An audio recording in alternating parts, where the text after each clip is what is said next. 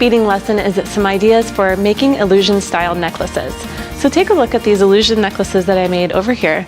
This one has the beads evenly spaced apart on your beading wire, and then this is a work in progress, a layering piece that I'm making that I'm going to add crimps to the end, so it's more of a floating style.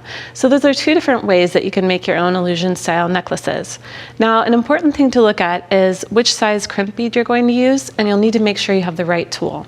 So there are tiny little micro crimps, and then regular size crimps, and also big number 3 or number 2 size crimps and crimp covers. Now you're going to use your largest crimping tool for those. And for the medium size, you'll need a standard size crimping tool. And then for micro crimps, of course, you want to use the smallest crimper tool. And another thing to keep in mind is which size beading wire you're going to use. So think about your wire diameter and how much you want it to show in your design. You can see I have 3 different diameters of wire here, 015, 018, and 024.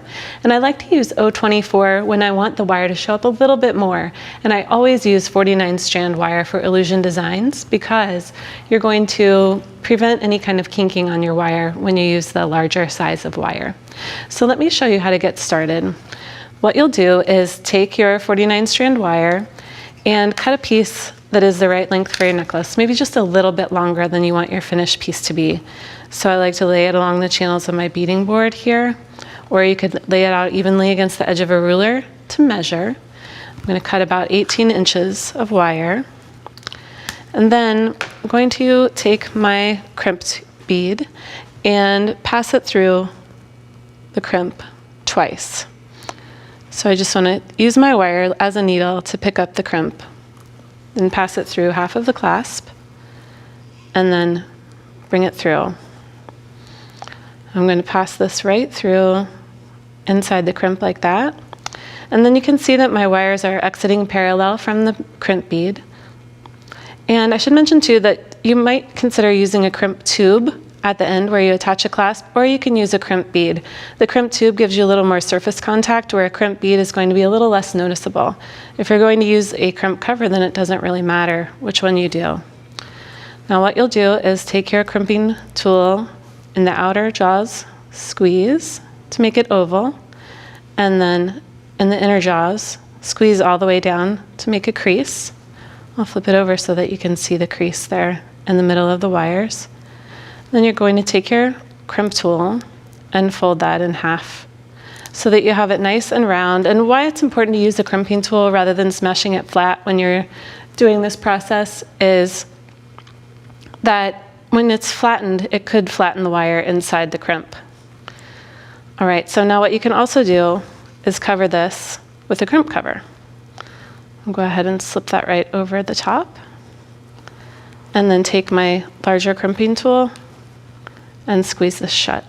You just want to make sure that your wires are positioned inside the crimp cover there. All right. So when you are ready to measure your beading unit, we'll add a bead on here.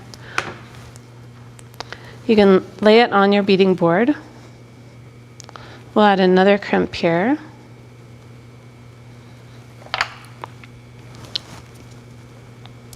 Now you could cover this with a crimp cover if you want to. And notice when you're doing one wire, you want the wire to be positioned slightly on the side of the crimp so that it's not exiting right through the middle, so that when you fold it, that side gets folded together. Now to measure, you can lay this against your bead board so that all of your beading units are evenly spaced. And you can go ahead and slide your crimp onto the wire right there and crimp it down.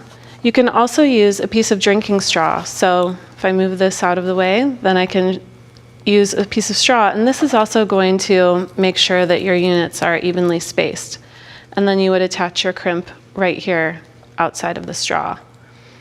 And this is kind of a technique that's stolen from making tin cup necklaces with a knotting tool. And that is how you can measure in between your beaded units. So I would go ahead and crimp it here, and if you're ready, you can then continue making beaded units. Now let me show you this floating style of necklace. Now this one has all the beads positioned in the center with crimps on either side, but you can't see them because they're hidden under the crimp cover. So the right tools can really make all the difference. Make sure you have the right ones when the creative urge grabs you tonight so you can make and wear your inspiration tomorrow.